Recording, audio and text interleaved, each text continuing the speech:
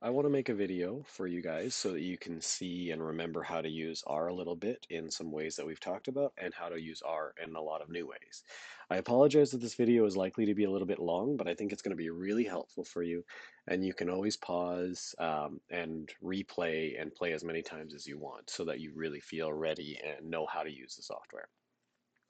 So here in the first pre-lab, we're going to go through loading a file into R and investigating some of the things that we find there. So in general, you can find this file loaded in our D2L webpage. Okay, so here in D2L, when you go to lab, and then here you can find the file. I'm just going to click on it and I'm going to download it. My preferences on my computer are to download it right to the desktop. Yours might be set to download it somewhere else, but you should probably be aware of where it's being downloaded. Next, I'm going to open up RStudio. If you haven't installed RStudio or R, you can go through some of the instructions that you find on D2L to do so. So here, when I've got RStudio open, if I go to this environment window and I say that I'm going to import a data set here from a file, here's where I really want to find this CSV file that I've just downloaded. So again, mine was in the desktop. I don't know where your computer is going to default save yours to, but you should find the file there. I'm going to press open.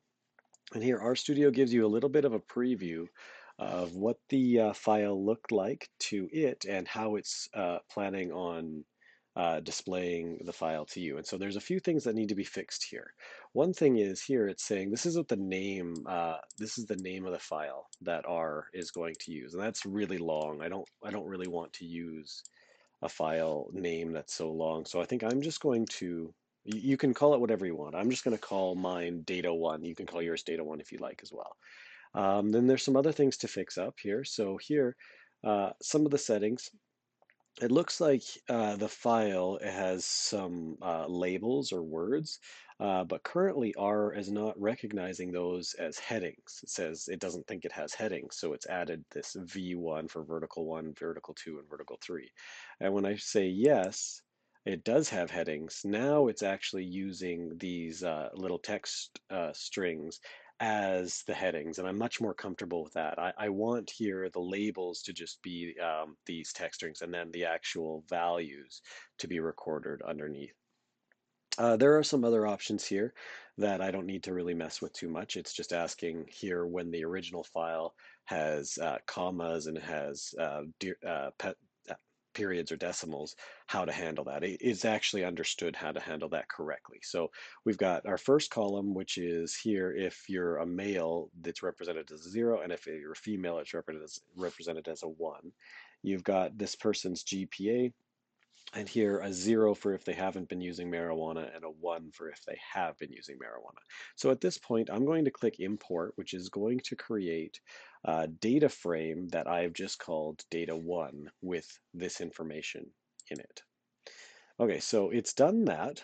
Here's the command it used. We just used the import button, and you can actually see some of this data here in this window up above this console. So here you can see, I can scroll down a little bit and you can get an idea here. This happened to be a male whose GPA was 2.9 and who does not use marijuana, for example. Okay, so that's sort of the first thing, is just getting the data into R. Then there's some questions that we want to investigate. So here it's asking us to just understand some of the data. So from Stat 213, the first column, this is the gender of the students. Here, this is actually a category. It's not a number. I mean, we've used numbers, but it's not actually a number. It's is the student a male or is it a female? And we've used a 0 to represent male and a 1 to represent female. So that is actually categoric data, where you're just talking about yes or no's, not that the number is a measurement. Here in column 2, this is the GPA. Here, this is an example of numeric or quantitative data, where here the number actually represents a measurement. It's not a binary yes or no, but actual measure. And then in column 3, have they used marijuana? Again, this is a category, not a number. 0 for no, 1 for yes. Okay, so there's a few things that we can do with data to have a look at it a little bit. Let me just remind myself some of the things that I wanted to do. Okay, so here, one command that you could use. So here I'm just writing in the console the command boxplot. Okay, so in boxplot, then I can actually say, I would like you to make a boxplot of the information that I stored in this data frame that I called data1. And I can press enter. And here you can get a little bit of a picture of what these box plots look like. I don't really like vertical box plots, so here I'm going to retype the data in. How I did that, first of all, like if you want to have any commands that you've already written show up, I just use the up arrow or down arrow, and it goes through the commands that have already been typed in, so I don't have to recopy and paste. So here in box plots, if I don't want vertical box plots, there's a command called horizontal. As I start typing it, it starts trying to predict it. And I can say, I would like these box plots to be horizontal. So here I'm setting that equal to true. You can also just type T, and if you don't want to write the whole word true out. Oops, I don't know what happened there. Let me just go through that again. There. So what you get if you have horizontal box plots is instead of having them vertically, you have them horizontal. So here you can see that the box plot for marijuana use is kind of funny looking. It's only really this line and then this circle, which represents an outlier. And here the box plot for gender is also a little bit strange. Really, box plots don't work very well for categoric information. That's information that is not number based. But for the GPA, you can get an idea of what the middle is, what the median is. So here, the middle GPA is somewhere around, I don't know, 3.1-ish. And then here, there's 25% in this box, 25% in this box, and then 25% out here and 25% out here. So you've got generally GPAs ranging from a little over 2 to a little under 4, with the main 50%, the middle 50% being from, I don't know, somewhere around uh, what's that going to be? I don't know, 2.8-ish to maybe 3.3-ish, 3.4-ish. So that's just giving us some sort of visual representation of what's going on there. Also, just to remind you, here I got all 3 columns. Maybe if I only wanted one of the columns, so here let me just go back to what the data looks like. You've got gender, you've got GPA, and you've got marijuana use. If I was only trying to get just a graph just of GPA, here I'm referencing this file, which is all data1. And then if I use a $ after data1, and then I start typing the name of a particular column like GPA, I can indicate just one variable that I would like to graph. So here I've just got just the GPA instead of doing all 3 columns.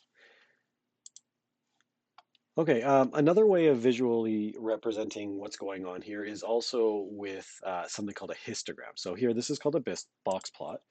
And the command to do a histogram, you'll see what a histogram is shortly, is the letters HIST, so hist. So I'm going to do a histogram of data1, but not all 3 variables, just the GPA variable there. And so I'm going to have a look at what that looks like. And so here you get an idea of what a histogram looks like.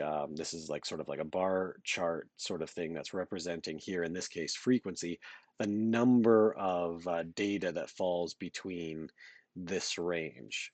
I would actually prefer to not have a frequency histogram. I'm going to rewrite this command, but I'm going to say frequency equals false. So instead of having counts, I would rather have percentages. Okay, so here, let me just have a look there. Again, you get sort of the same picture, but this time, instead of the number of data points that are falling in between any of these particular ranges, you now get sort of the probability or the percent of things that are falling between this data. So the next question that we're trying to ask ourselves is, is this variable, is the GPA of students normally distributed? In Stat 213, we would have just talked about if this looked like a bell or not. So I don't know what you're thinking. Perhaps you're thinking, yeah, that does kind of look like a bell, or maybe you're thinking it doesn't look too much like a bell to me. Let me just quickly put a bell over top. You don't really need to know this code. I'm just going to put this picture of the bell over top, and again, you can still. I mean, from my experience, from my perspective, I would say this data does sort of resemble a bell, as you can sort of see that the boxes somewhat follow the pink looking bell shape there. But here in Stat 217, one new thing that you're going to learn here is that we can actually run a test and have a computer sort of decide for us if that's bell shape or not. So one thing that you need to do to be able to do this is we'll have to install a package. So here, under packages, I'm going to install a package called NOR-test. Okay, so here it is right here, norming for normality, and here we're going to run some tests. So let's make sure anytime that we install any sort of package, we do click off this box that says install dependency. So after I say nor test, I'm going to say install. It's going to download this from the internet, this package, and then once it's downloaded, which it has completed at this point, I'm going to look up where it's downloaded this, and I'm going to also load it. Okay, so I have to install and load packages. So now the NOR test package is actually installed. Inside of the NOR test package, um, there is a function called AD test, which stands for Anderson-Darling test. And here I'm just going to perform uh, a test of normality on the GPA that we've been seeing. Okay, so I need to explain some things here. Let me just go back to this picture. The question that we're trying to answer is, does this histogram look like a bell shape?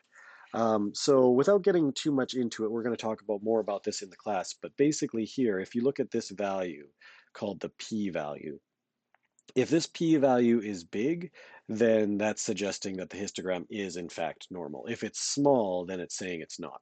So the question is, what is big and what is small?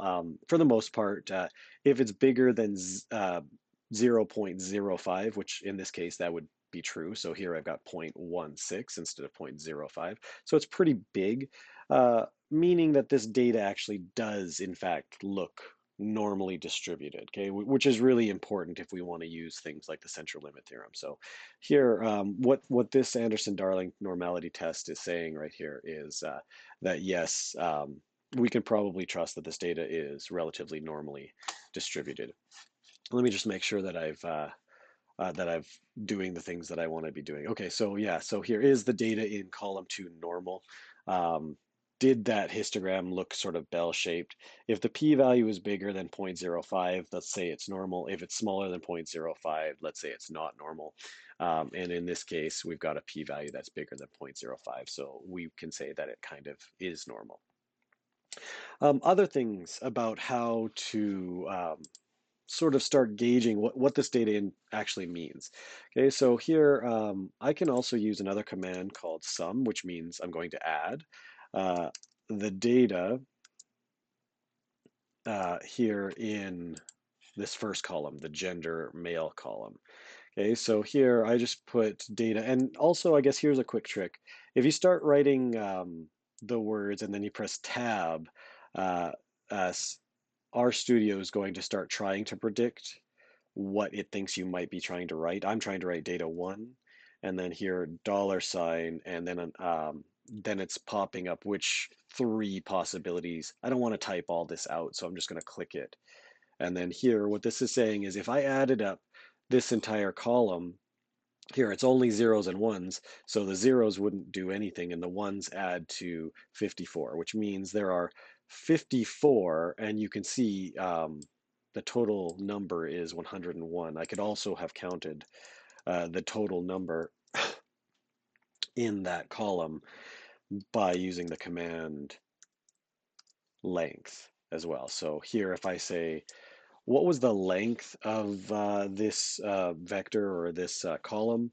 There's 101 spots. And then if I added them, what was it? It was 54. So here, 54, remember, what does 1 represent? 1 represents female.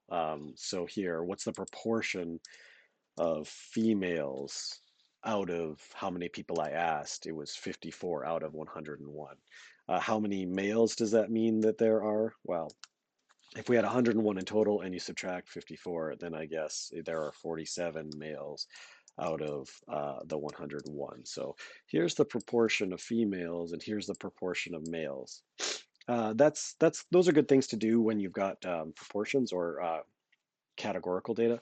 When you've got numerical data, some good ways of finding out what's going on um, is to use some other commands like finding the average. So here, if I want to find the average, I can use the command called mean of here, this column called GPA. And so I can find that the average GPA is about 3.1 and change.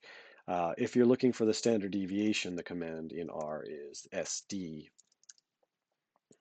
Sorry, then here, just again, uh, trying to reference the GPA column. So here, the average GPA from my sample of 101 is 3.1, and it's got a standard deviation of about 0.4 of a GPA. We can also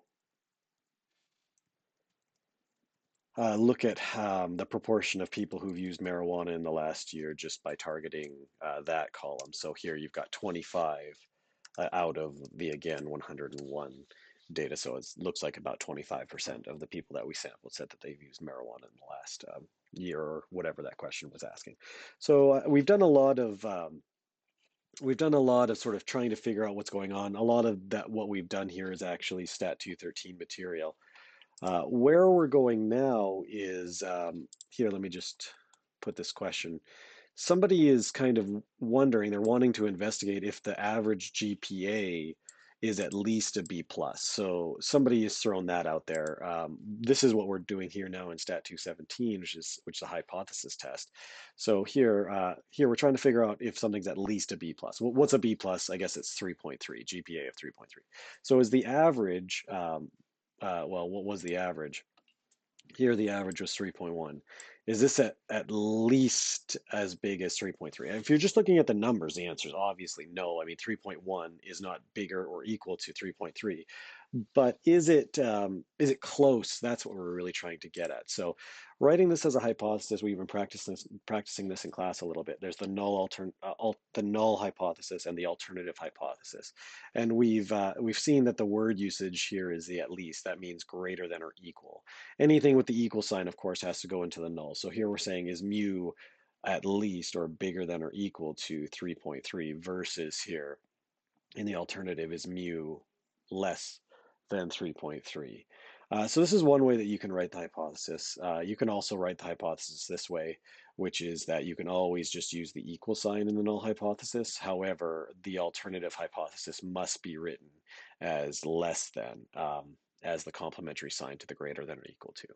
And the other thing that I want to show you here is that if you're drawing a picture, the null hypothesis, which of course always contains the equal sign, it always contains the middle of the curve. And in this case, it's containing the middle of the curve and anything that's bigger. So here, this is where the null hypothesis appears to be the correct value. This is the greater than or equal to area. And the alternative hypothesis is seems like it might be true here. In this case, with the less than sign, which means that this is a left-tailed test. So here, on the left tail is where you would reject the null hypothesis, and on here on the right and the center is where you would fail to reject the null hypothesis. So something that we want to do then to find out which hypothesis is correct is to make a test statistic. So here in this case, which distribution do we need to use? We've got numeric data, so we're either going to be using the Z or the T distribution. In this case, when to use which comes down to if you know the population standard deviation or if you only know the sample's standard deviation. So population deviation has the symbol of sigma, whereas sample standard deviation has the symbol of S. In this case, we don't know the standard deviation of all students. All we can do is find here, what we found right here, was the sample standard deviation of these 101 students. So it's very unrealistic in most cases to know what sigma is.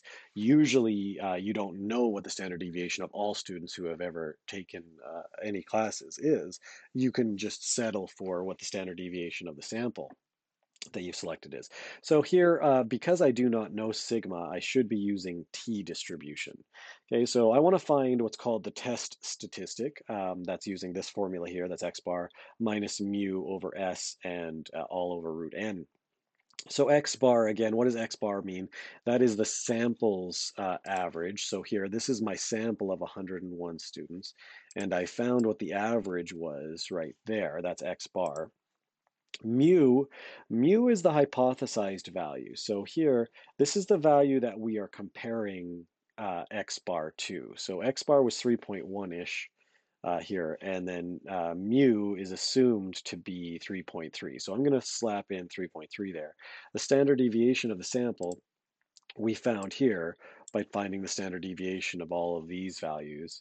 And then here, the number of samples is 101. So again, there are 101 different values, sorry, that we've actually selected. So we want to put this into our calculator, or you can use R as well.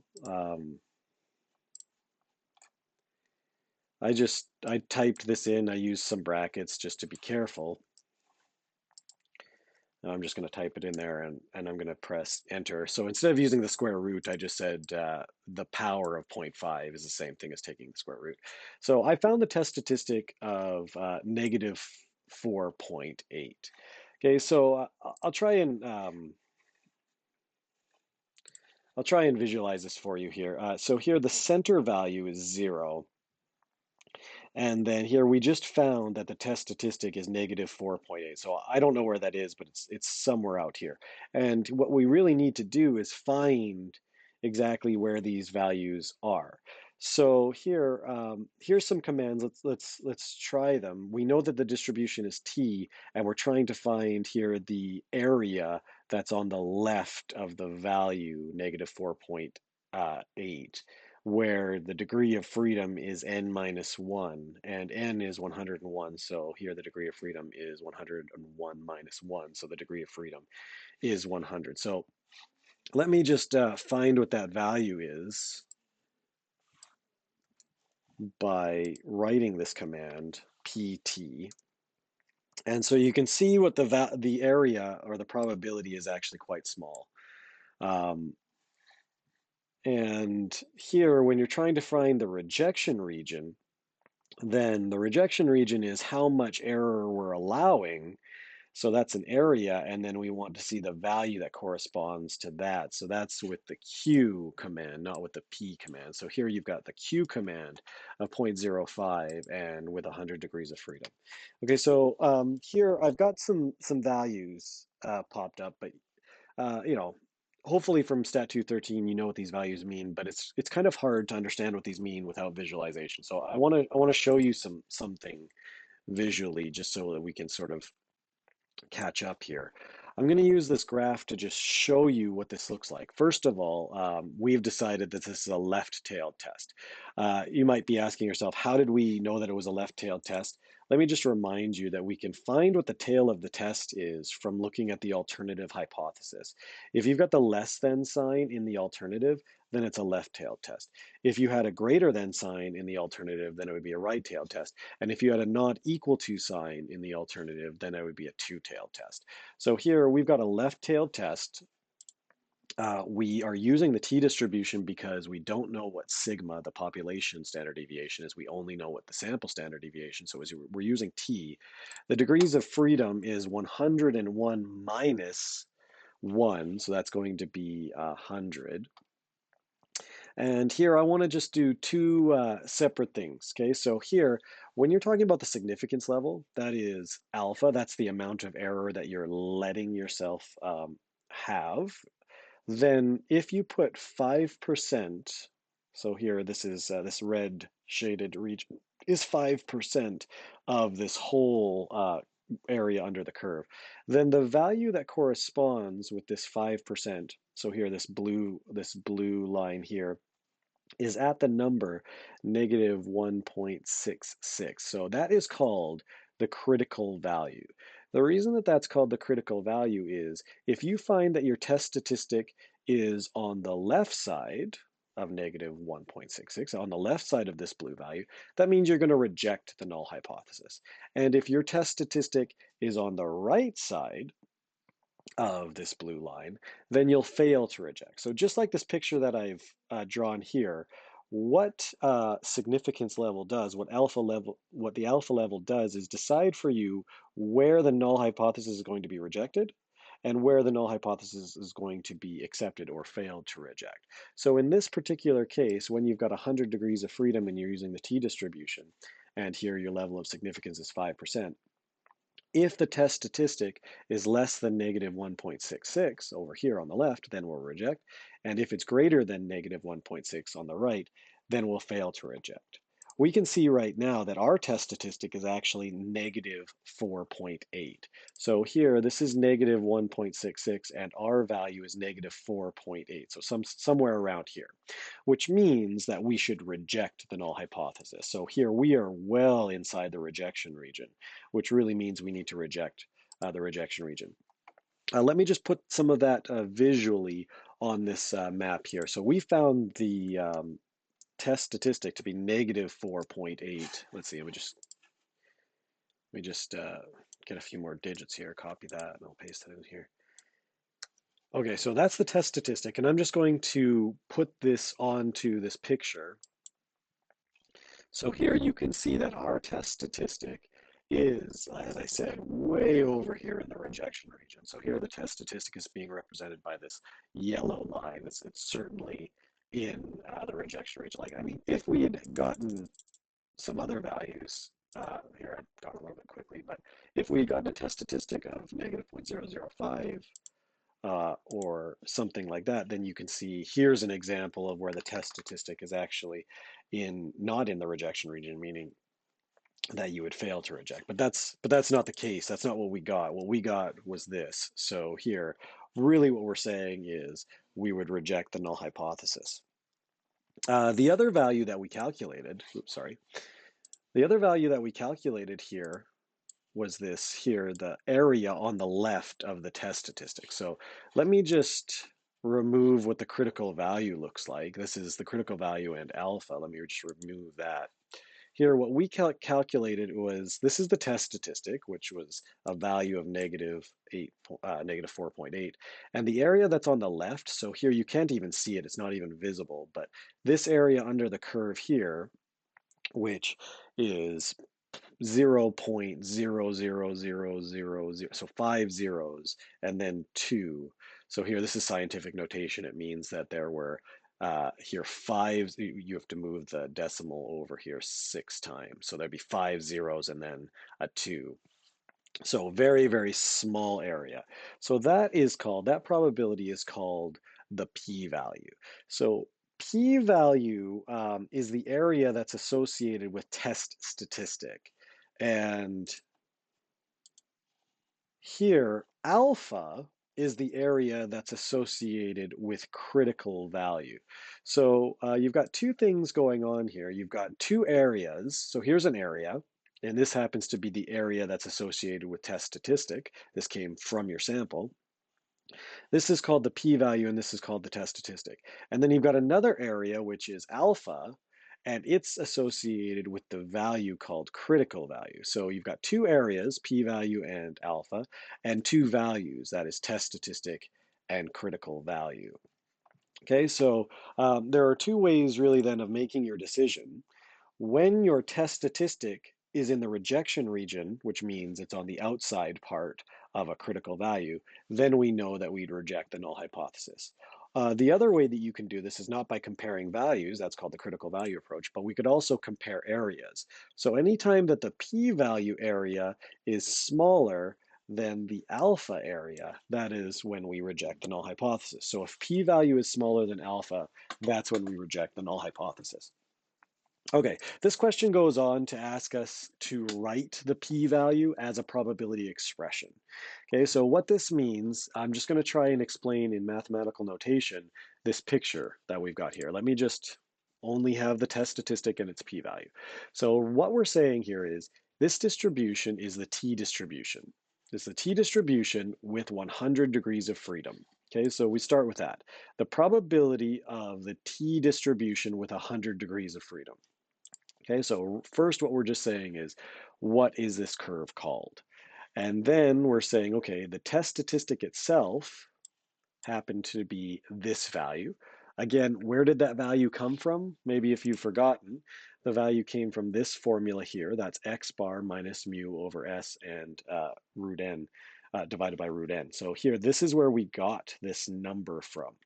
So here the p-value is the probability of using the distribution of t with 100 degrees of freedom, this outside or this tail region. Which tail? It is the tail that the alternative hypothesis happens to be indicating. So here, these tails should be the same. So here, the probability of the t distribution with 100 degrees of freedom is less than, left tail, the test statistic. That area happens to be this value. So really what this is saying is, here you've got a number, this number right here where my mouse is happens to be negative 4.8. The probability of being smaller than that, a left tail, the probability of being smaller than that is this value here, and that is called the p-value. So here, this is the probability expression. This is how you can write the scenario that we did here. Sometimes I like drawing the picture, it's nice, but here's how you would write in mathematical notation what this picture looks like right there. Okay, so what have I said? I've already said this, but just to reiterate, in this case, you've got here the critical value. The critical value says in the rejection side, this is where we reject the null hypothesis. On the greater than or equal to side, this is where we fail to reject the null hypothesis. And then we put our test statistic there. So here, in this case, we've got our test statistic solidly inside the rejection region. Or in other words, another way of saying this is the p-value is less than alpha. So that's the case that we found ourselves in here. The p-value, which is 0.000002, is smaller than alpha, which happened to be 5%. What does that mean? That means we're rejecting the null hypothesis. What does that mean? Well, let's review what the null hypothesis was. So over here, I've written the null hypothesis, and here I've rewritten it. The null hypothesis was that the average was greater than or equal to 3.3. That was in words, at least. So here we're saying that the data that we've observed is, remember the data that we've observed, its average was, was 3.1. Okay, so here what we're saying is, when we observed 101 students, the average that we got from our sample was 3.1. Is that significantly bigger or equal to 3.3, or is that significantly smaller than 3.3? And what we found here, if the middle represents exactly where 3.3 is, and here our test statistic represents where 3.1 is, what we've found is that this value of 3.1 is quite a big jump, quite a big distance from the middle representing 3.3. So what we're saying here is this value here represents the value that's barely far enough away to be considered different. And we are way past that here. So what we are saying is reject the null hypothesis. Okay, so we're going to reject this idea. And that means that it appears that mu is not greater than or equal to, it's actually significantly less than 3.3. So we've done all of this work just to say that the number 3.1 is significantly smaller than the number 3.3 in this context. Okay, so I mean, it's obvious you don't have to do any of this work to know that the number 3.1 is a smaller number than 3.3, but now we've shown that it's statistically smaller. Okay, it's actually significantly smaller than 3.1. That this difference of 0.02, because 3.1 and 3.3 just have a difference of zero point 0.2. That difference of zero point 0.2 is a significant difference. It's not just coming from random sampling, it's actually a smaller number. Okay, finally, and this is to help you with some of your questions. What does the p-value mean in words? Okay, so you're going to just get used to this. It's a little bit of a mouthful, but you'll eventually get used to this. So, and this is always true. The p-value is, so what the p-value has to do is assume that the null hypothesis is true, okay? You can't assume that the null hypothesis is false because that makes no sense. We've started by saying the null hypothesis is true, just like in a court case, you assume that somebody is innocent before hearing any of the evidence. So assuming the null hypothesis is true, the probability of observing stronger evidence against the null hypothesis is called the p-value. Okay, so what that means is assuming that the curve really is centered at the null hypothesis. So if the null hypothesis really contains the equal sign, then the p-value is the probability of observing more area against the null hypothesis. So that would be the tail probability. Okay, so that's this probability out here on the left in this case.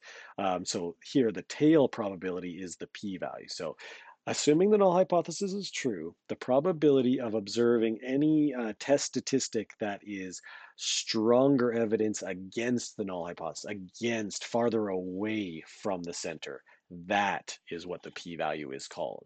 Some other things that we want to review. Why didn't we use the Z distribution? We didn't know what sigma was, so we couldn't use the Z distribution. Okay, and then lastly, I've sort of gotten away from the questions here. Let me just try and remember what this question's actually asking. So, okay, so why didn't we use the Z value? Well, because we didn't know sigma. And here, if the sample size were less than 25, what condition must occur? So here, if you've got a small sample size, you need to have normality. In this case, we checked the normality. That's the first thing we did, actually. So here, we said, does the data look normal? I put a picture of the bell by the histogram and said, yeah, it kind of looks bellish. But if you want more of a black and white explanation, you can see here, is the data normally distributed? Well, when this p-value is higher than 5%, then we can say, yeah, it's normally distributed. If this p-value is lower than 5%, then we would say this is not normally distributed. Which brings us to the end of the pre-lab question 1. I hope that was really useful for you. If that made a lot of sense, then great. Maybe you're ready to move on. If you're having trouble, maybe you want to replay this a few times, and hopefully it'll start sticking. Thanks.